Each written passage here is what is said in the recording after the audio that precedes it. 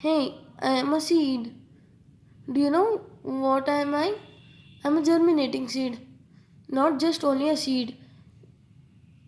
What is germination? Germination is the development of plant from a seed or spore after a period of dormancy. Example like me. Do you know I have two brothers?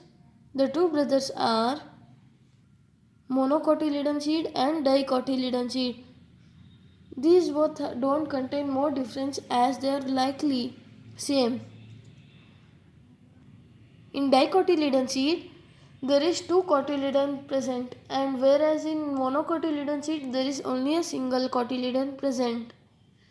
In dicotyledon seed, very less amount of endosperm is found, and monocotyledon seed the vast area is covered with endosperm. Now I will show you the structure of monocotyledon seed and dicotyledon seed. First we will go through the dicotyledon seed. As you can see in dicotyledon seed, the whole seed is called as embryo.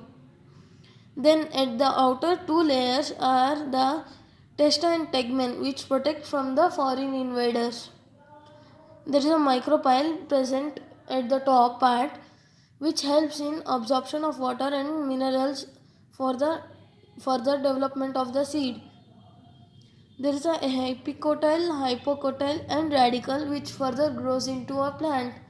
The radicle grows into root, hypocotyle grows into a green part and the epicotyle grows into the leaves which helps in photosynthesis. The cotyledon present at the center stores the starch and water for the development of the seed. Now I'll show you the third brother which is good in manipulating and storage of nutrients. As you can see here, the vast area is covered with endosperm.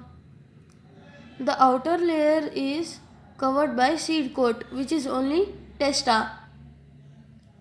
Then the endosperm is covered, the outer layer of endosperm is covered with the arenal layer which protects from any harmful things that enters the endosperm.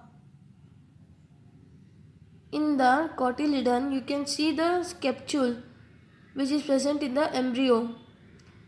This capsule helps in storage as well as in water storage. You can see that plumule and radicle are present below the coleopetal and above the coleorenza which develops into the plant. That's it. Thank you for listening my brother's definition.